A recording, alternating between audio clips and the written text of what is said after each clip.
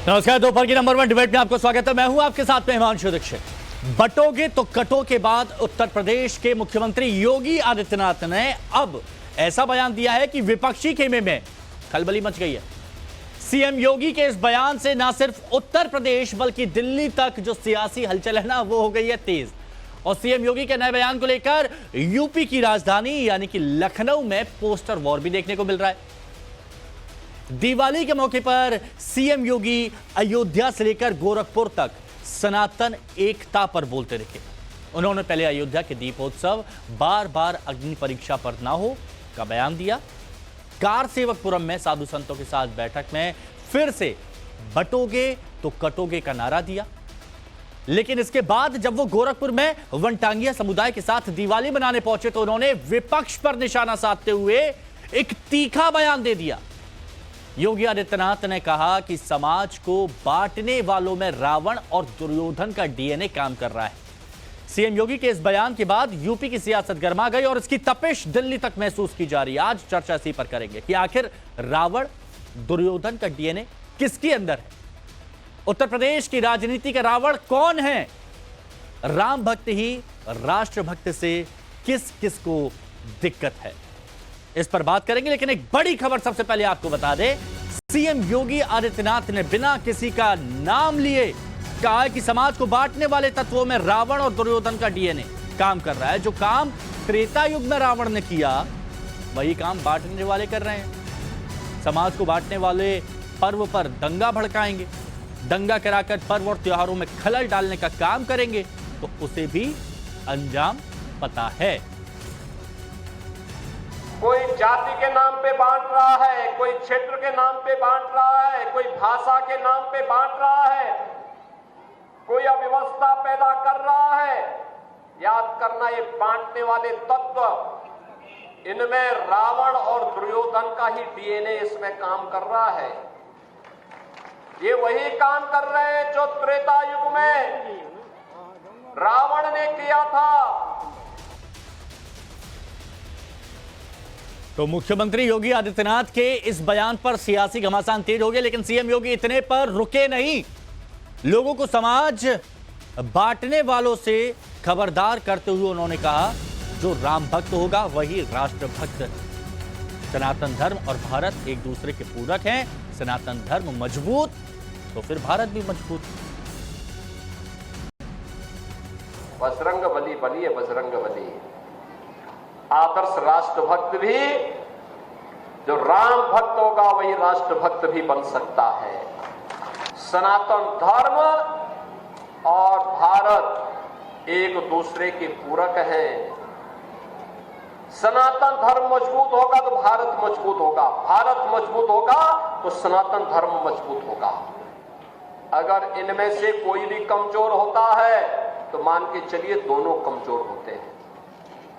विरोधी हावी होंगे तो दोनों को कमजोर करने का प्रयास करेंगे। तो विपक्ष पर निशाना साधते हुए सीएम योगी ने और क्या क्या कहा, चलिए वो भी जान लीजिए आप। हिंदू एकता पर मुख्यमंत्री योगी आदित्यनाथ ने संदेश दिया कि जो राम भक्त होगा वही राष्ट्रभक्त भी बन सकता है। बजरंग बली की गदा सदा सनातन विरोधियों पर चलेगी। बांटने वालों में रावण दुर्योधन का डीएनए है, वो काम कर रहा है। बांटने वालों को मौका दिया तो फिर से जंगल राज होगा। समाज को बांटने वाली ताकतों से सतर्क रहना होगा। कानून को हाथ में लेने वालों का बुरा हश्र होगा। पर्वों में खलल डाला तो रावण कुंभकर्ण की तरह दुर्गति होगी। सबको मालूम है कि अब कोई खतरा यानी सुरक्षा में सेंध लगाएगा तो राम नाम सत्य है की तरफ चला जाएगा। अब सेंध नहीं लगा पाएगा। मुख्यमंत्री को शायद ये एहसास नहीं है कि वो उत्तर प्रदेश जैसे प्रदेश के मुख्यमंत्री हैं। क्या ये जबान, ये लैंग्वेज उन्हें शोभा देती है? क्या एक मुख्यमंत्री ये बोलेगा कि कोई दुर्योधन है, कोई दुशासन है, कोई रावण है, उसका हशर ऐसा होगा? और अगर दूसरे लोग आपके बारे में बोलें तो आपको क्या एहसास होगा? आप मुख्यमंत्री हैं, राजनीतिक लड़ाई लड़िए, आप राजनीतिक जबान बोलिए, आप वो भाषा बोलिए जो मर्यादित हो चाहे वो अखिलेश यादव हो, चाहे राहुल गांधी हो, उनकी इज्जत कीजिए, क्रिटिसाइज कीजिए, कोई मना नहीं करता है। लेकिन जो भाषा योगी जी बोलते हैं वो मर्यादित नहीं होती। चलिए एक और बड़ी खबर आपको बता देते हैं। यूपी में बटेंगे तो कटेंगे वाले बयान पर सियासत तो हो ही रही है। अब सीएम के बयान पर समाजवादी पार्टी ने भी पोस्टर से जवाब दिया। समाजवादी पार्टी ने पोस्टर में लिखा है कि जुड़ेंगे तो जीतेंगे। तस्वीर आपके सामने ये देखिए, अखिलेश यादव की तस्वीर के साथ जुड़ेंगे तो जीतेंगे का ये पोस्टर।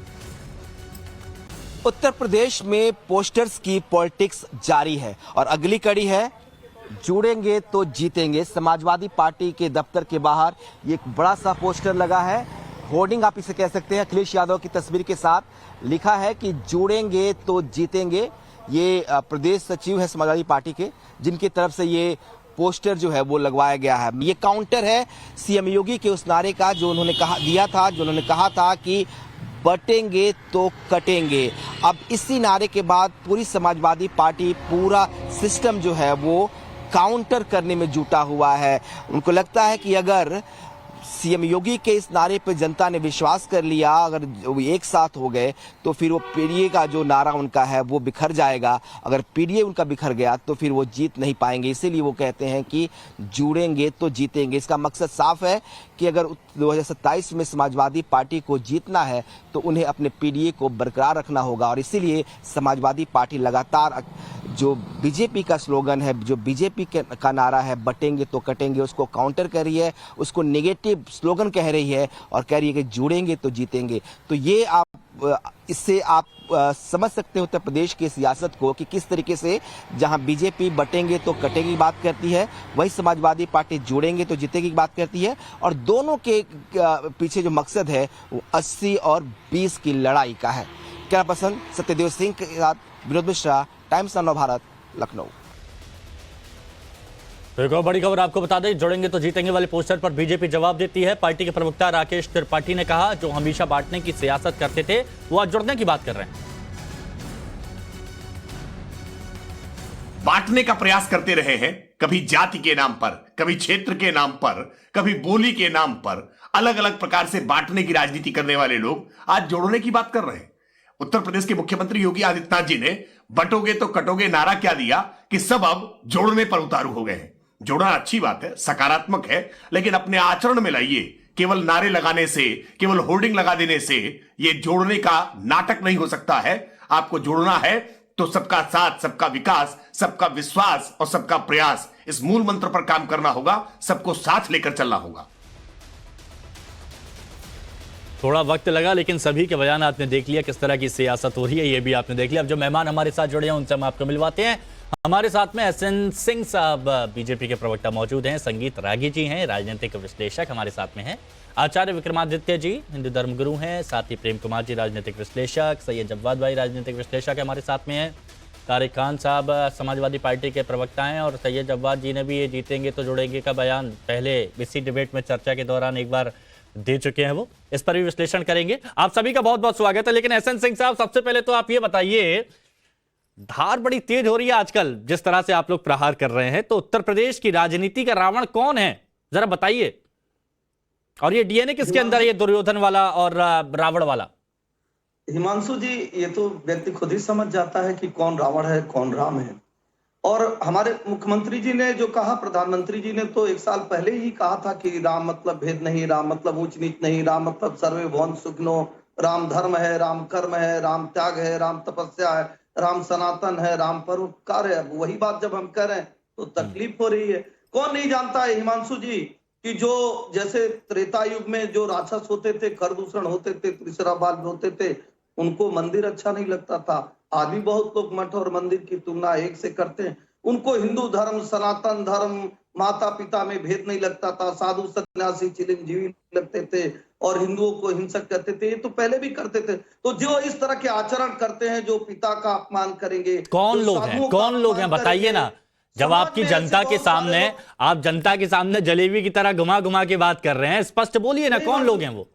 हिमांशु जी, जलेबी की तरह नहीं, तो सब लोग देख रहे हैं कि दो ही विचारधारा भारत में काम कर रही है। भारतीय जनता पार्टी जो सनातन को लेकर चल रही है, जो राष्ट्र प्रथम के नारे को दे रही है, समाजवादी पार्टी है, कांग्रेस पार्टी है, जो न साधुओं का जो साधुओं का अपमान करती अच्छा, है, जो इसीलिए माता पिता का अपमान अच्छा करती इसीलिए है, जो एग्जाम्पल दिया वो रावण और दुर्योधन का दिया दो, और आपने कहा समाजवादी पार्टी और कांग्रेस। अब ये बताइए, समाजवादी पार्टी और कांग्रेस में रावण कौन, दुर्योधन कौन? नहीं, देखिए हिमांशु जी, रावण और दुर्योधन ये सबके चरित्र एक ही से हुए। सबके चरित्र हैं लोगों को अपमानित करना, लोगों को बांटना, काटना, छाटना और उस तरह के कर्मों को करके अपने को बढ़ावा देना। नहीं तो हमने तो भगवान की बात कही, राम की बात कही, और राम की बात हम नहीं कर रहे। हमारे संविधान निर्माता ने भारत के संविधान के भाग 3 में उन्होंने लिखा कि राम ही भारत की आत्मा है, राम ही भारत है, राम ही त्याग है, राम ही समानता है, राम ही भारत का आधार है, राम ही भारत का विचार है। इस नाते राम की परिकल्पना को किया जाता है। और कई लोग जो राम को नहीं मानते हैं, जो कहते हैं हवा में उड़ गए जय श्री राम, जो राम भक्तों पर गोली चलाएंगे, जो साधु सन्यासियों को चिरंजीवी कहेंगे, कुछ लोग कहेंगे कि हिंदू लड़के तो लड़की छेड़े जाते हैं। ऐसे लोगों को बताना चाहिए कि ऐसा भेदभाव क्यों करते हैं, जातियों में क्यों बांटते हैं, धर्म में क्यों बांटते हैं, वर्ण में क्यों बांटते हैं, क्यों इस पूरे भारत को भूभागों में बांटने का कार्य करते हैं। ये तो हमारे प्रधानमंत्री जी कह रहे, हमारे मुख्यमंत्री जी कह रहे, और यही हमारे विदुषी और मुनीषियों ने भी कहा। इसमें अगर किसी को तकलीफ हो रही है तो ये तो उनसे पूछा जाना चाहिए कि तकलीफ किस बात की है भाई। क्या आप राम को नहीं मानते? राम तो जीवन का आधार है, राम तो जटायु भी है, राम सबरी भी है, अयोध्या में राजा राम भी हैं, तो राम वनवासी भी है, राम सबके हैं और सब में राम है। मुझे लगता है कि जो रघुपति राघव राजा राम जो कहते थे गांधी जी, उसी राम की परिकल्पना की बात तो योगी जी भी कर रहे हैं और मोदी जी। ठीक है, ठीक है, ठीक है। अब किसी को नाराज, हाँ ठीक है, ठीक है, आपकी बात यहां पर हुई। अब मेरे को जरा हमारे साथ में जुड़े हैं समाजवादी पार्टी के प्रवक्ता भी हैं, तो तारिक भाई से बात कर लेते। तारिक भाई बताइए, अब क्या दिक्कत है अगर ये कहा जाता है कि जो राम भक्त हैं वो राष्ट्र भक्त भी हो सकते हैं, तो इससे क्या किसी को दिक्कत होनी चाहिए? ये कौन तय करेगा कि इस राजनीतिक परिपेक्ष में, इस सिस्टम में जितने लोग हैं उसमें कौन राम है और कौन रावण है? ये योगी जी तय करेंगे, ठीक है, कर सकते हैं। लेकिन अगर हम लोकतंत्र की बात करें तो जनता तय करेगी। राम मंदिर को आधार बनाकर चुनाव लड़ा, 24 का उद्घाटन किया, 15% 19 के मुकाबले वोट शेयर घट गया और समाजवादी पार्टी का 9% बढ़ गया। ये क्या है? ये क्या है? जनता ने आपके इस फंडा को मुहर नहीं लगाई, ठीक है। बहुत राम की बात होती है, कभी राम राज्य बोला मुंह से? राम राज्य है क्या? रामचरितमानस में तुलसीदास जी राम राज्य का वर्णन कैसे करते हैं? एक बार नहीं बोलेंगे ये, एक बार। कोई आदमी बीमारी से नहीं मरेगा, किसी के घर में आग नहीं लगेगी, वो आग लगने से नहीं मरेगा, कोई भूखा नहीं सोएगा। एक बार, एक सेकंड के लिए राम राज्य पे डिस्कशन नहीं करते हैं। क्यों? क्योंकि वही लूपहोल, वही हार है इनकी। राम की बात करेंगे, रावण की बात करेंगे, दुर्योधन की बात करेंगे, मगर उस राम को लौटने के बाद वहां पर 11,000 सालों तक जिस तरीके का राज्य था, वैसा राज्य स्थापित करने के लिए क्या स्टेप उठाते हैं? अभी अपनी 15 योजना बता देंगे, ये दिया, वो दिया, फलाना दिया, धमाका दिया। दिन रात राम के नाम पर वोट लेने वाले, रथ लेकर चलने वाले, सत्ता में आने वाले, राम के नाम पर राम राज्य की जीरो बात करते हैं, जीरो। पूछिए पूछिए पूछिए कि स्वास्थ्य व्यवस्था राम राज्य में तुलसीदास ने लिखा कि ऐसी थी कि एक भी आदमी बीमारी से नहीं मर सकता था। कितने लोग मरते हैं? डेटा इधर उधर है, खंगालिए ना, कहां गया? मेरा कहने का मतलब है कि उन्हीं लोगों को मार के, उन्हीं लोगों को, वो पुणे क्षेत्र में महाराष्ट्र के वो कौन लोग थे जिन्होंने इंसान के यहां पर लोटा बांध दिया था कि थूको तो जमीन में ना गिरे? कौन लोग थे? किसने बांटा? कौन लोग थे वो? जिन लोगों ने उनके पीठ पे झाड़ू बांध दिया था कि वो जिन पद चिन्हों पर चले उन पे दूसरे लोग ना चले, कौन लोग थे वो? बांटा किसने? किसने बांटा? आप लोग ने बांटा कि किसी और ने आकर बांटा? ये व्यवस्था, वर्णों की व्यवस्था आपने की, किसी और ने नहीं की। अच्छा, ठीक है। खत्म करना चाहते हो? एक 5 सेकंड में खत्म कर रहा हूं। वर्ण व्यवस्था खत्म करना चाहते हो? बहुत अच्छी बात है। बाबा साहब ने जो संविधान में आरक्षण दिया था, या वो खत्म कर दो, बराबरी कर दो, या समता मूलक समाज बना दो, सबको बराबर ले आओ, हम अपनी डिमांड खत्म कर देंगे, राजनीति पूरी समाप्ति हो जाएगी। जो अखिलेश जी का नारा है, या लोहिया का नारा था, या नेताजी का जो सपना था कि समता मूलक समाज बने, बना दीजिए। बना दीजिए, वो जो पिछड़े हैं उनको ले आइए, डिमांड ही खत्म हो जाएगी और हमारी राजनीति खत्म हो जाएगी। ठीक है। प्रेम कुमार जी, अभी तारिक भाई ने जो इतनी सारी बातें कही हैं, एक बात तो स्पष्ट हो गई कि दावों से जो बीजेपी की तरफ से किए जा रहे थे कि राम राज्य वगैरह, उस पर उन्होंने सवाल खड़ा किया, लेकिन जो योगी आदित्यनाथ ने ये कहा कि राम भक्त भी राष्ट्रभक्त बन सकते हैं, इससे मेरे ख्याल से शायद आपत्ति नहीं थी उनको। तो ये बात सही है? नहीं, मैं अगर ऐसे बोलूं कि श्याम भक्त ही देशभक्त हो सकते हैं, जो श्री कृष्ण का भक्त होगा वही देशभक्त होगा, तो इस पे कोई आपत्ति होगी क्या? नहीं होगी। वो उनकी भाषा है। बात यह है कि एक राजनीतिज्ञ को धर्म का आसरा लेना क्यों पड़ रहा? अपने कर्मों पर भरोसा नहीं रहा क्या? और उसके बाद आज आप तुलना कर रहे हैं रावण से, दुर्योधन से। सब सत्ता में थे, सत्ता में रहने वाले थे, और धरती पर पैदल चलने वाले श्री राम, उसको रावण आकर के उनकी पत्नी को का शीलहरण का प्रयास करता है। सत्ता में रहने वाले लोग ही रावण होते हैं, सत्ता में रहने वाले लोग ही दुर्योधन होते हैं, और जो धरती पर पैदल चलता है वो राम होता है। आज धरती पर पैदल कौन चल रहा है? कौन चल रहा है धरती पर पैदल? आज बोलने की जरूरत है क्या? तो बात यह है कि धर्म के उपमाएं सामने रख करके आप सामने राजनीति करने चले आते हैं। आपको अपने कर्मों पर भरोसा नहीं है। प्रवचन देना है तो जाइए योगी जी मठ में दीजिए, वहां बैठिए। और मुख्यमंत्री के तौर पर आपको अगर भाषण देना है तो अपने शासन के बारे में, सुशासन के बारे में, उस बारे में बात कीजिए।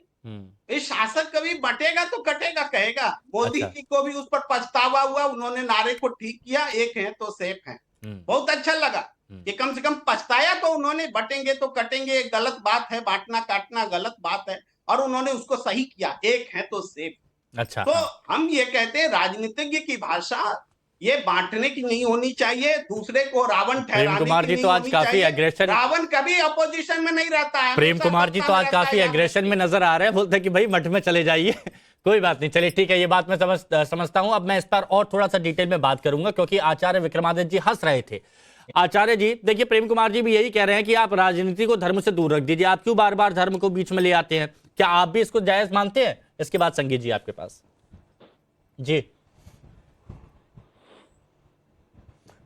प्रेम कुमार जी ना आजकल गलत संगति में चले गए, इसलिए उनका मति भ्रम उत्पन्न हो गया है, जो साफ साफ दिखाई दे रहा है। ये कह रहे हैं कि जो राजा होता है वो हमेशा रावण ही होता है। अरे भाई, भगवान राम का राज्य 10,000 वर्ष तक रहा। तुमको अगर राम में भी रावण दिखाई देना शुरू हो गया, यही तो समस्या हो गई है आज की तारीख में। मेरी बात आज इनकी मति भ्रम ऐसे उत्पन्न हो गया। अरे आप सुन लो भाई, गलत बोला ना आपने। नहीं, ये बोल रहे हैं जो रावण होता है वो सत्ता में होता है। नहीं, आपने कहा जो मैं वही कह रहा हूँ। तो मुझे बताइए ना, भगवान राम ने 10,000 वर्ष राज किया, तो सत्ता में कौन थे? भगवान राम थे ना सत्ता में। तो फिर बताइए क्या? अभी तो विभाजन करने के लिए आपने भगवान राम में और कृष्ण में बांटना शुरू कर दिया है। ये जो विभाजनकारी नीति है सामने दिखाई दे रही है, कौन बांट रहा है, कौन काट रहा है और किसका कट रहा है। अरे समझ में आओ ना। अरे भाई आप ना समझी कर रहे हैं। मुझे समझ में आ रहा है कि जिस जगह आप बैठ गए। अरे भैया, रावण भी तो अच्छा, तो कौन होता है? रावण कभी अपोजिशन में नहीं होता, युद्ध करने आप गए थे ना। आपके चक्कर में क्या है, आप कुसंगति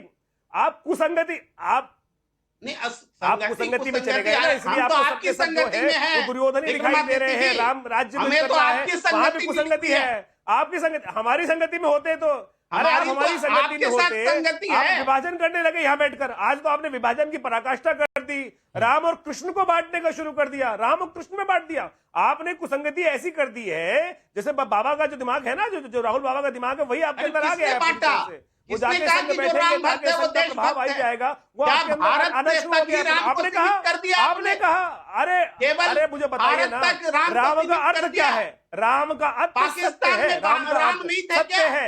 सत्य से जो विमुख है रावण है, सत्य से जो विमुख है रावण है, तो आप सत्य से विमुख करने का प्रयास कर रहे हो।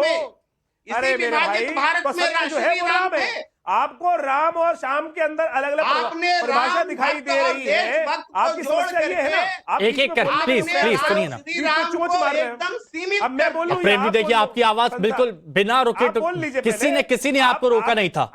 अरे नहीं, मुझे आप प्रेम में लाए तब हम बोलने लगे, ऐसा नहीं। अच्छा नहीं, ठीक है कि मेरी बात को हाँ तो मैंने तो तब मैंने आपको नहीं बोला, आपने अपनी बात रखी, अधिकार है आपको। हाँ बोलिए आचार्य। आचार्य विक्रमादित्य जी रावण complete करें। आचार्य जी, नाराज मत अच्छे होइए। सब रावण ही बन जाते हैं, वही प्रभाव आ जाता है। एक सेब खराब होता है तो सब हम तो आपकी संगत में हैं। अरे हम नाराज क्यों हो रहे भाई? आप जो आज दिवाली के चलिए। शुभ पर्व पर आप पूरे भारत में सबको रावण बना रहे हैं, तो मुझे बड़ा दुखी हुआ। मुझे बड़ा दुख हुआ इसके अंदर। आज अच्छा, ठीक है। दीपावली का अवसर है। ओके, ठीक है। नहीं, उन्होंने कहा जो सत्ता में रावण सत्ता में रहता है, संगत पसंद आ रही है। उन्होंने कहा रावण सत्ता में रहता है, रावण का कभी अपोजिशन में नहीं जाता, ये कह रहे हैं वो, है ना? ठीक है संगीत रागी जी, इससे आप क्या समझ पा रहे हैं और आपकी नजर में आपका विश्लेषण क्या कहता है? कौन है राजनीति का रावण, कौन है दुर्योधन? देखिए, सबसे पहले तो राम राज्य की स्थापना तब हुई थी जब सारी आसुरी शक्तियों को आर्यावर्त से नष्ट कर दिया गया था। लंका तक, अयोध्या से लेकर के, अयोध्या के आसपास से लेकर के जितने दस्यु थे, जितने आसुरी वृत्तियां थी, जितने असुर थे, उन सबका भगवान ने संहार किया था। और जब विश्वामित्र के साथ थे तब संहार किया था, और वनवास के तो एक एक करके सारे लोगों का संहार किया। उसके बाद जब लौट करके आए तब राम राज्य की स्थापना हुई। इस देश में आसुरी वृत्तियां वो हैं जो सनातन के खिलाफ खड़ी हैं। इस देश में वो वृत्तियां जो राम मंदिर का विरोध करती हैं, जो कृष्ण मंदिर का विरोध करती हैं, जो काशी विश्वनाथ का विरोध करती हैं, वे सारे के सारे आसुरी वृत्ति हैं। मैं ये पूरे दायित्व के साथ ये कह रहा हूँ, इस देश को खतरा पॉलिटिकल इस्लाम और पॉलिटिकल क्रिश्चियनिटी से है। ये भी मैं बहुत जिम्मेदारी से कर रहा हूँ, क्योंकि 2024 में अभी कहा गया है कि वोट जो है वो भारतीय जनता पार्टी का वोट कम हो गया।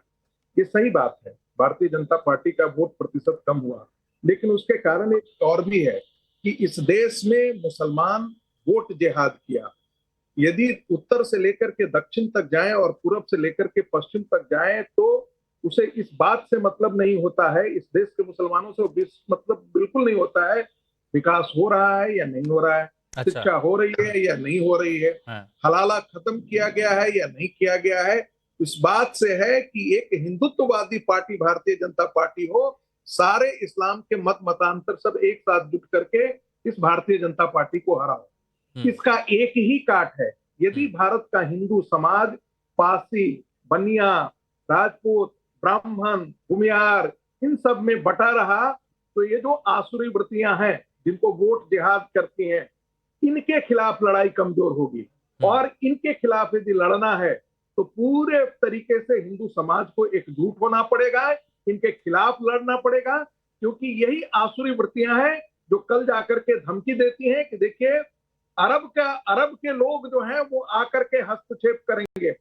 यदि आपको याद होगा कि जब शाहीन बाग का मामला आया था, एनआरसी का मामला आया था, तो इस देश का मुसलमान कहने लगा कि अरे भाई अरब के ताकतें आकर के इसमें हस्तक्षेप करेंगी, कतर आकर के हस्तक्षेप करने लगेगा। तो मानता हूं कि जो सावरकर जी ने कहा था, इस देश के मुसलमान के एक बहुत बड़े वर्ग का हिस्सा जो है उसकी प्रतिबद्धता बाहर है, वो अपने आप को इस्लाम से पहले जोड़ता है, बाद में वो अपने आप को भारतीय कहता है, वो मुस्लिम भारतीय कहता है, न कि भारतीय मुसलमान कहता है। ये मूल है। और इससे यदि इसको कोई नाकार दे तो आप देख लीजिए कि भारत की राजनीतिक प्रवृत्ति को वो समझता नहीं है। सैयद जव्वाद भाई ऐसा है क्या? प्लीज 10 सेकंड रिस्पॉन्ड कीजिए। 10 सेकंड बिल्कुल लीजिए 10 सेकंड। 1947 में भारत के विभाजन के पश्चात लगा था कि मुस्लिम समस्या खत्म हो जाएगी, लेकिन मुझे नहीं लगता है खत्म हो गई है। जो मुसलमानों के मुद्दे थे जो आजादी से पहले के थे, वो आज के दिन में भी आकर के खड़े हो, चाहे वो वंदे मातरम का मामला हो या भारत के सांस्कृतिक सनातन मूल्यों की बात की हो। अच्छा ठीक है सैयद जव्वाद भाई, क्या ऐसा है और इसीलिए मुख्यमंत्री योगी आदित्यनाथ की तरफ से इस तरह का बयान दिया गया? जी हिमांशु भाई, बहुत बहुत धन्यवाद आपको, आपके सभी दर्शकों को और पूरे हिंदुस्तान को, पूरे भारत को जय हिंद जय संविधान। देखिए, जब मैं जय हिंद जय संविधान कह रहा हूं तो जो आरोप संगीत रागी लगा रहे थे अपनी संकुचित मानसिकता के साथ, वो तो चलने वाले नहीं। लेकिन अब हैरत की बात यह है कि इंडिया अलायंस जुड़ेगा और जीतेगा, और मैं इस चीज को लगातार कह रहा हूँ। भारतीय जनता पार्टी महाराष्ट्र में और खास तौर पर उत्तर प्रदेश में घटेगी और सत्ता से हटेगी। मैं इसलिए कह रहा हूं क्योंकि उत्तर प्रदेश में लगातार भारतीय जनता पार्टी घट रही है और हट भी रही है। चाहे 4 जून के बाद के नतीजे देख लीजिए, और उससे पहले जो आप देखेंगे विधानसभा के जो नतीजे आए थे उसमें भी भारतीय जनता पार्टी घट रही। ऐसी ही महाराष्ट्र के अंदर भारतीय जनता पार्टी 4 जून के अंदर घटी है और आप देखेंगे कि विधानसभा के अंदर भी महाराष्ट्र के अंदर भारतीय जनता पार्टी घटेगी और सत्ता से हटेगी। ये देखिए क्या है, जुड़ेंगे और जीतेंगे जो मैंने बात कही थी वो इसलिए कही थी कि प्रभु श्री राम जी ने सबको जोड़ करके, चाहे आप उसमें देख लीजिए हनुमान जी के साथ और चाहे पूरी वानर सेना को जोड़ करके जो है अहंकारी रावण को हराया। इसीलिए मैंने कहा जुड़ेंगे और जीतेंगे और भारत के भविष्य को, आने वाली नस्लों को सुनिश्चित करेंगे। ये भारतीय जनता पार्टी वाले लोग बढ़ेंगे और कटेंगे जो नारे लगाती है क्योंकि इस देश के संविधान के विरुद्ध वाली जो सोच है वो इस तरीके के नारे दे सकती है। इन नारों की ध्वनि को अगर आप सुनेंगे तो बहुत ज्यादा नकारात्मक है, क्योंकि देखिए अभी कल दीपावली गई है और दीपावली जाने के बाद सबने बड़ी हर्षोल्लास से मनाया, लेकिन पर्यावरण के अंदर कुछ अगर आप देखेंगे तो धुआं हो गया, पर्यावरण जो है थोड़ा सा दूषित हुआ है। इसी तरीके से भारतीय जनता पार्टी की जो मानसिकता है वो भी दूषित हो चुकी है संप्रदाय को देखते हुए। अभी जब बहराइच के अंदर दंगा हुआ, आपने खूब डिबेट करी, इन्होंने करी खूब, लेकिन नाम किसके निकल के आते हैं? पुलिस किसकी थी और किस तरीके से एक्सपोज हुए यहाँ करके, ये आज आकर के बात करेंगे तभी तो ये कह रहे हैं ना बटेंगे तो कटेंगे। तो मतलब इस बयान से दिक्कत नहीं है ना सैयद जवाद भाई कि राम भक्त राष्ट्रभक्त भी हो सकते हैं? इससे दिक्कत नहीं है। देखिए, है राम के वजूद पर हिंदोसिता को नाज, है राम के वजूद पर हिंदोसिता को नाज, अहले नजर समझते हैं जिनको इमाम है। आप देखिए प्रभु श्री राम जी की अगर आप फोटो देखेंगे, उसका जो चित्र देखेंगे वो संविधान के ऊपर, वो किस लिए रखा गया था? क्योंकि प्रभु श्री राम जी इंसाफ के अनुयायी थे, प्रेम के अनुयायी थे, वो नफरत नहीं सिखाते थे। अच्छा ठीक है, तो क्या आप भी देखिए ना, जब राम जी का जिक्र होता है, जब मुख्यमंत्री योगी आदित्यनाथ राम जी की बात करते हैं तो जैसे प्रेम कुमार जी कहते हैं कि भाई धर्म को क्यों लेकर आते हैं, वो आप मठ में करिए, आप ये सारी चीज करिए, वहां चले जाइए। तो क्या अगर राम का जिक्र करते हैं तो ये गलत है? नहीं, प्रभु श्री राम जी का जिक्र कौन कह सकता है गलत है? प्रभु श्री राम जी तो सभी के राम हैं। क्या वो मेरे राम नहीं है? क्या वो प्रेम जी की नहीं है, तारिक जी के नहीं है? मैं तो सभी को बात करता हूँ ना। लेकिन राम जी के नाम को आधार बना करके राजनीतिकरण करना, उससे अपनी राजनीतिक रोटियां, इसीलिए देखिए आप देखिए फैजाबाद के अंदर, अयोध्या के अंदर ये घटे हैं, तभी हटे हैं। सिंह साहब देखिए दिक्कत नहीं है, आप राम जी का नाम लीजिए, दिक्कत नहीं है। दिक्कत क्या है, आप पूरा शुद्ध राजनीतिकरण कर देते हैं। नहीं हिमांशु जी, देखिए सैयद जवाद जी ने दोनों लोगों के बातों का जवाब दे दिया, नकार दिया कि समाजवादी पार्टी और जो राजनीतिक विश्लेषक प्रेम कुमार बैठे हैं वो गलत कर रहे हैं, कोई दिक्कत नहीं। मैं तो इससे भी एक कदम आगे बढ़ के कह रहा हूं, मैं कह रहा हूं अगर मैं कह रहा हूं कि राम भक्त देश भक्त हो सकते हैं तो आप भी कह दीजिए कि अंग्रेज के भक्त, औरंगजेब के जो भक्त होते हैं वो भी देश भक्त होते हैं, कह दीजिए, क्या दीजिए, जो होंगे। दूसरी बात पे कहूँ, इससे भी अच्छी बात कहूंगा, आप नाराज मत होइए सैयद जी, अच्छी बात मैं कहूंगा ना, आप क्यों नाराज हो रहे हैं? मैं तो कहीं नहीं रहूं, आप राम को मानते हैं, हम रहीम को मानते हैं, यही तो गंगा जमुना तहजीब है। लेकिन जानते हैं जब लोग कहते हैं ना भारत तेरे टुकड़े हो गए इंशाअल्लाह इंशाअल्लाह, जब कहते हैं सरतन से जुदा, ऐसे बार बार जब बयान दिए जाते हैं ना कि हिंदू हिंसक होते हैं, तो उस दौरान योगी जी और मोदी जी को कहना पड़ता है कि नहीं भैया आप बटिए मत। क्यों बटेंगे? हम सब एक हैं, किसका सर काटेंगे, किसको का सरतन से जुदा करेंगे? यहाँ तो संविधान है, बाबा साहब का संविधान। अभी इन्होंने कहा कि हम संविधान को मानते हैं, धर्म को। अरे संविधान में भी धर्म को कौन घुसेड़ा? भारतीय जनता पार्टी थोड़े ना घुसेगी। कुछ धर्म के लोगों को संविधान में भी धर्म को अलग स्वायत्ता चाहिए था, अलग से उनको वरीयता चाहिए था, अलग से छूट चाहिए था, उन्होंने धर्म को घुसेड़ा। भारतीय जनता पार्टी को समाजवादी पार्टी के मित्र ने कह रहा था, तो भारतीय जनता पार्टी जब बाबरी मस्जिद गिरती है उसके बाद भी भारतीय जनता पार्टी की सरकार नहीं बनी थी, हमने राजनीति नहीं की, 3 सरकारें हमारी गई, हम राजनीति नहीं किए, 26 लोगों पर मुकदमा चला, हम राजनीति नहीं किए। नहीं, लेकिन हर जगह जहां पर आप कह रहे हैं ना कि बटेंगे तो कटेंगे, हर जगह जम्मू कश्मीर, हरियाणा, महाराष्ट्र सब जगह कर रहे हैं। अब ये आ गया जोड़ेंगे तो जीतेंगे, अब इसका क्या? नहीं हिमांशु जी, अच्छी बात है कि कौन नहीं कहा कि आप जुड़ के जीतिए, और हम जो बटेंगे तो कटेंगे, वो अगर समाजवादी पार्टी पे देखेंगे तो अक्षरशः पालन उसका किया गया। जब शिवपाल जी में चाचा और भतीजे की लड़ाई होती है, बटते हैं, तभी तो समाजवादी अरे पार्टी से देखिए, कट भारतीय जाते हैं, जनता अपनी पार्टी पार्टी बनाते घट रही है हैं। जब बढ़ते हैं तभी और तो सत्ता से हट पिताजी रही से है। कट जाते हैं, तभी तो आप माइक देखिए छीनी जाती है, 2024 तभी तो में भी बेविचार भारतीय जनता बढ़ता है, पार्टी तभी घटी तो है पिताजी के ऊपर पता नहीं क्या और क्या आने करते वाले हैं। समय तो में मैं तो सत्ता से उनके लिए हटी भी है। कहता हूँ, सनातन तो सबके लिए कहता सत्ता से है। सनातन एक हटेगी, ही बात नहीं भारतीय कहता, जनता पार्टी सनातन कहता है कि घटेगी। न बटिए न कटिए और सब छोड़ दीजिए, भारतीय तीन ही तो जनता मतलब पार्टी समाजवादी घट पार्टी भी रही है सनातन की और राह घट पर चल रही है है। क्या? सनातन कहता है ना कि सब जुड़िए एक साथ, अब वही समाजवादी हिमांशु- पार्टी भी कह रही है जुड़ेंगे तो जीतेंगे। तारिक भाई नहीं, हिमांशु जी ये कहना चाह रहे हैं सिंह साहब? नहीं चल रही है। मैं जवाब देता हूं। अब सिंह साहब भी बना था, आप चुप कराइए, लेकिन वरना हाँ, समय करा खत्म दिया हो करा जाएगा। दिया, बोलिए बोलिए। अब ठीक है सिंह साहब, एक मिनट देखिए देखिए कोशिश ये की गई, अभी जो पूर्व के वक्ताओं ने सिंह साहब रुकिए एक मिनट। हाँ कि इस्लाम और सनातन को आमने सामने लाकर खड़ा कर दिया जाए और उसी परिप्रेक्ष्य में, चुप कराइए भाई, उसी अच्छा, इस्लाम और सनातन को आमने सामने लाकर खड़ा कर दिया जाए और उसी परिप्रेक्ष्य में ये कहा जाए इकट्ठा हो जाओ, ठीक है, हिंदू इकट्ठा हो जाओ, ठीक। ऋग्वेद के 10वें मंडल में एक मिनट रुकिए, नहीं नहीं नहीं, ये संगीत रागी जी के लिए, संगीत रागी जी के लिए जो भी है, मैं नाम नहीं जानता, ठीक है, मुझसे पहले बोले थे। ऋग्वेद के 10वें मंडल में वर्ण व्यवस्था की बात की गई सबसे पहले 1500 साल ईसा पूर्व। किसने की? क्या इस्लाम के लोग आए थे, आपसे कहा था कि बांटिए, डिवाइड करिए, 25,000 जातियों का की व्यवस्था, फिर बीच में बोले नहीं। संगीत रागी जी से जवाब लेंगे इसका, कोई नहीं, सुन लीजिए। हाँ बोलिए। अभी संगीत रागी जी जब जवाब देंगे मैं चुप बोलिए करके बैठूंगा। 25,000 उपजातियां और जातियां बनी, क्या इस्लाम था तब? क्या इस्लाम ने कहा था कि ये भेदभाव वाली वर्ण व्यवस्था बनाओ, शूद्र बनाओ?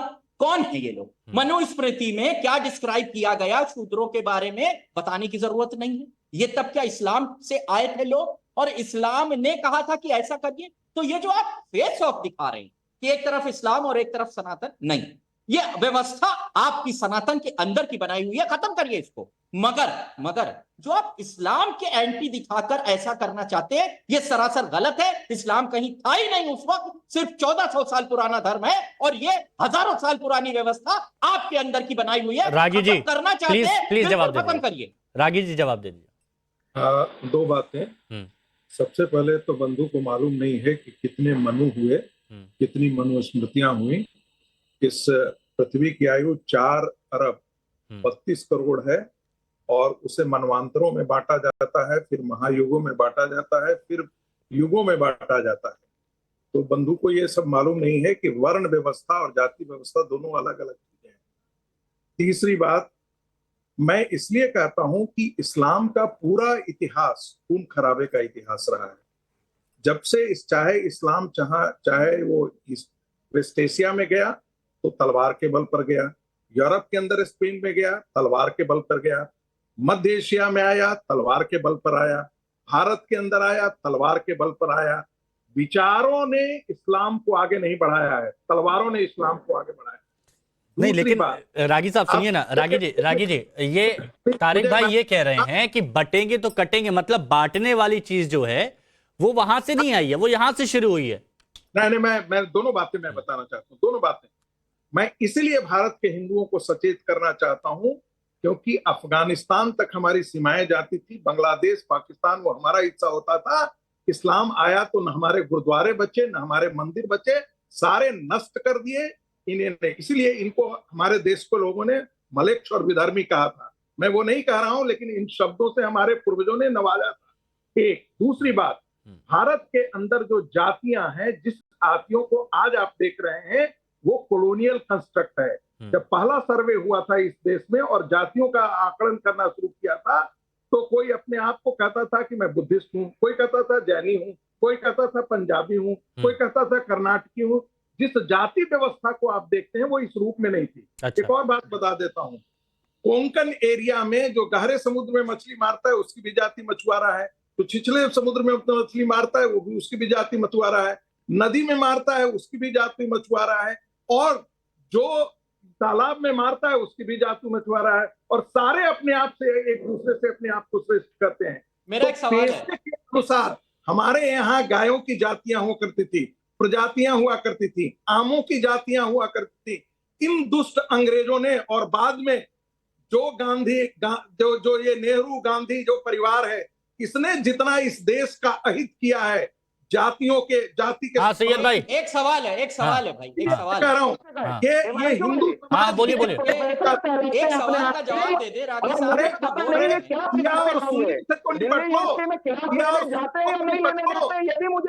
आपका ऑडियो क्लियर नहीं आ रहा है। हाँ एक मिनट,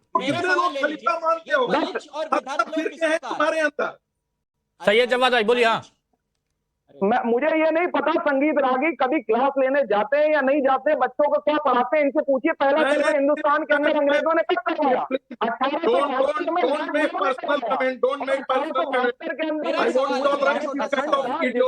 अफगानिस्तान, पाकिस्तान और तमाम मुल्क मिले हुए थे, तब भी भारत के अंदर मुसलमान जो थे वो अल्पसंख्यक थे। पढ़ लीजिएगा 1872 संविधान भारत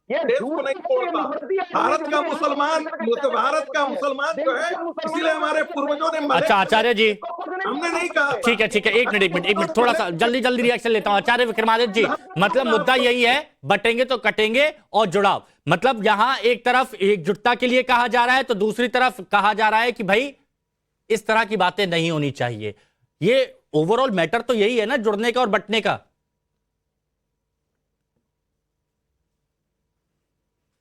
देखिए, एक भारत को तोड़ने के लिए एक बात कर रहा है और दूसरा भारत को जोड़ने की बात कर रहा है।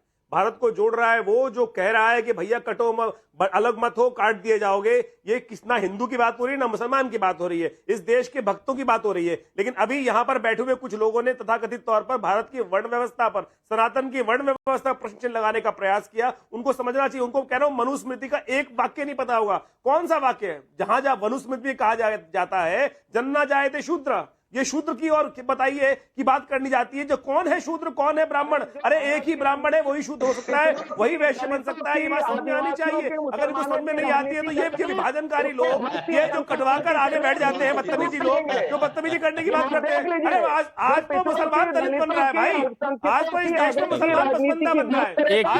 एक करके प्लीज, रुकिए सैयद ना कुछ आता, ये इस देश को विभाजन करने की बात करते हैं। क्या एक मिनट एक करके बोलिए। देखिए आप लोग सब एक साथ बोलते हैं तो वो आवाज आ नहीं पाती। आप लोग एक साथ बोलते हैं, वो आवाज आ नहीं पाती। मेरा एक सवाल पूछिए, ये क्या बोला? कटवा कर आकर बैठ जाते हैं, उसको जरा एक्सप्लेन करें, क्या बोला? नहीं ऐसी कोई भी बात यहाँ पर उसको अलाउ नहीं किया जाएगा। क्या आपने कुछ एकता की बात कर रहे हैं, वो भी जीतने की बात कर रहे हैं। क्या बोला? नहीं, उसको एक्सप्लेन करें, हम नहीं समझ पा रहे हैं। क्या कटवाते हैं? सर, गर्दन, हाथ, क्या कटवा के आके बैठ जाते हैं? बताएं। आचार्य विक्रमादित्य जी, क्या कह रहे हैं? क्या कुछ ऐसा वक्तव्य आपकी तरफ से? वो समझ में, हर एक को समझने की जरूरत है। जो मैंने बोला, इस देश को कटवा रहे हो, इस देश को कटवा रहे हो, इस देश को कटवा रहे हो, आप इस देश को कटवा रहे हो। अगर देश कट गया फिर जुड़ेगा नहीं कभी। इस देश को कटवा रहे बात कर रहे हो, इस देश को कटने, और डरने वाले कोई नहीं यहाँ पर। जिसको समझना है समझ चुके, जो ना समझे वो अनाड़ी है। अरे जो ना समझे वो अनाड़ी है। अगर वो भी समझ रहे हो तो मैं बोल रहा हूँ ना, जो जुड़ता नहीं है, एक बार कटने के बाद कुछ नहीं जुड़ता है। इस देश में कहा गया है। अरे डरता क्यों? अरे क्यों डरता है? प्लीज सुनिए इस तरह, सुनिए ना, सुनिए। बटेंगे तो कटेंगे और जुड़ेंगे तो जीतेंगे, इसी पर फोकस रखते हैं ना प्लीज। तुम जाके बात कर रहे हो। हम तो आज भी नहीं डरे, हम तो आज भी सामने खड़े हैं। अरे क्या काटने की बात कर रहे हो? डरपोक आने की बात करो ना। हम तो आज भी सामने खड़े हैं। डर गए थे वही कटे थे, जो डर गए थे वही कटे थे, और आज भी जो डर गए हैं वही कटेंगे। नहीं, गलत ट्रैक पे नहीं ले जाएंगे, गलत ट्रैक पे नहीं ले जाएंगे। अलग अलग धर्म की अलग अलग मान्यताएं हैं, आचार्य हैं ये, है ना, अलग अलग धर्म की अलग अलग मान्यताएं हैं, इस पर नहीं जाएंगे। लेकिन ठीक है, प्रेम कुमार जी, बेसिकली बात तो यही चल रही है ना कि कैसे अपने वोट बैंक को जोड़ा जाए। अब उसके लिए बीजेपी कुछ और कर रही है, बाकी दल कुछ और कर रहे हैं, लेकिन फोकस में तो यही है कि धर्म और बाकी बातों के आधार पर वोटों को अपनी तरफ लाया जाए। हाँ बिल्कुल, आपका प्रश्न भी सही है, उसमें जवाब भी है। राम भक्ति को देशभक्ति से जोड़ना ये सरासर गलत है। कैसे गलत है? हाँ ये बता रहा हूं। भाई रावण भी देशभक्त था, देशभक्त तो हिटलर भी था, उनकी देशभक्ति पर भी सवाल नहीं है। देश और राम से अगर हम देशभक्ति जोड़ेंगे, आप हिटलर को देशभक्त बोलते हैं। श्री राम को इसी आज की भारत भूमि तक समेट देते हैं हम। आप समझिए, क्या श्री राम पाकिस्तान में नहीं है? क्या श्री राम बांग्लादेश में नहीं बैठ गए हैं? क्या श्री राम धरती पर नहीं है? नहीं तो हम तो कह रहे हैं भक्ति से जब हम श्री राम सुमेरु पर्वत से लेकर यहाँ तक हर जगह हिंदी है, हर जगह श्री राम है ना? ठीक है, लेकिन क्यों राम भक्त राष्ट्र भक्त नहीं हो सकता? क्यों आपने क्यों कहा क्यों नहीं जोड़ना चाहिए? क्या सीमित हो जाता है इसीलिए? मैं यही तो बात कह रहा हूं कि जैसे ही हम देशभक्ति माने भारत में देशभक्ति तो भारत के प्रति देशभक्ति है ना। देशभक्ति को हम जैसे राम भक्त से जोड़ते हैं, श्री राम की सीमा जो है आज के भारत की सीमा से बस ठीक है। सिंह साहब राम जी की जब बात चलती है तो राम को राष्ट्र से क्यों नहीं जोड़ना चाहिए? ये बोल रहे कि उसमें मत जोड़िए, क्यों? देखिए नहीं, बिल्कुल दूंगा मैं, बिल्कुल। इसके बाद आप हाँ बताइए, हाँ बोलिए। सुनिए, एक तो 3 एग्जाम्पल है। पहले हमारे भाई पूछ रहे थे कि क्यों हम ऐसा कहते हैं। इसलिए कहते हैं कि 1191 में 250 घुड़सवार आते हैं और हम आपस में बढ़ते हैं, रजवाड़े बढ़ते हैं, सोमनाथ का मंदिर लूट लिया जाता है, क्योंकि एक दूसरे को कहते हैं तुमने हमारी मदद नहीं की, हम तुम्हारी मदद नहीं करेंगे, इसलिए लूट जाते हैं। उसके बाद अंग्रेजों की बांटो और राज करो की नीति पढ़ाई नहीं, इस पर फोकस रहिए कि राम भक्त को राष्ट्र भक्त से नहीं जोड़ना चाहिए, क्यों? नहीं, कौन कहा कि नहीं जोड़ना नहीं, ये चाहिए? प्रेम कुमार का विषय। प्रेम कुमार जी से एक सवाल छोटा सा पूछिए कि इसी भारत में कई लोग कहते हैं कि मेरा वाला, मैं सिर्फ उसके साथ। सुनिए ना सिंह साहब, मैंने इनसे पूछा क्यों नहीं जुड़ना चाहिए, मैं आपसे पूछ रहा हूं क्यों जुड़ना चाहिए। आप लोगों ने कहा है इसलिए जुड़ना चाहिए कि आदरणीय हिमांशु जी, जो राम राज्य की परिकल्पना है, जो राम की अवधारणा है, वो ऊंच नीच का भेदभाव नहीं करती। ओके, ठीक है। Sangeet Ragi ji please final comment 30 second please. हाँ ठीक है, नहीं ठीक है सिंह साहब, हाँ ओके समझ गया। संगीत रागी जी, प्रेम कुमार जी की बात का जवाब दीजिए प्लीज जल्द। कंसेप्ट नहीं है। सिंह साहब की आवाज हिमांशु जी, हाँ बोलिए। देखिए जोगी जी ने वही कहा है जो महर्षि अरविंद ने कहा। महर्षि अरविंद ने कहा था कि जब सनातन उठेगा तो भारत उठेगा, जब सनातन गिरेगा तो भारत गिरेगा। सनातन और भारत एक दूसरे के पर्याय हैं। इसलिए, और एक चीज और बोला था, एक समय आएगा जब पॉलिटिकल इस्लाम से लड़ने के लिए हिंदुओं को सड़कों पर उतरना पड़ेगा। ये महर्षि अरविंद की भविष्यवाणी थी। जिस प्रकार से हम देख रहे हैं कि एक प्रकार का दहशतगर्दी इस देश में फैलाने की कोशिश हुई है, बंगाल के अंदर, पश्चिमी उत्तर प्रदेश के अंदर, जहां मुस्लिम जगह हैं, वो सारे सांप्रदायिक तौर पर संवेदनशील लोग हैं। तो मुझे ऐसा लगता है इसका गठित हिंदू समाज ही कर सकता है। ठीक है 10 सेकंड, बस 10 सेकंड है सैयद जवाद भाई। हाँ देखिए, जुड़ेंगे तो जीतेंगे, वो राम भक्त है, कटेंगे बटेंगे वो नाथूराम के भक्त है। अच्छा चलिए ठीक है, कटेंगे तो बटेंगे वर्सेस जुड़ेंगे तो जीतेंगे। अब इसमें जनता किसको चलती है पता चल जाएगा, उससे ये भी पता चल जाएगा कि किसके डीएनए में दुर्योधन है, किसके में रावण है और किसके में क्या कुछ और है। बहुत बहुत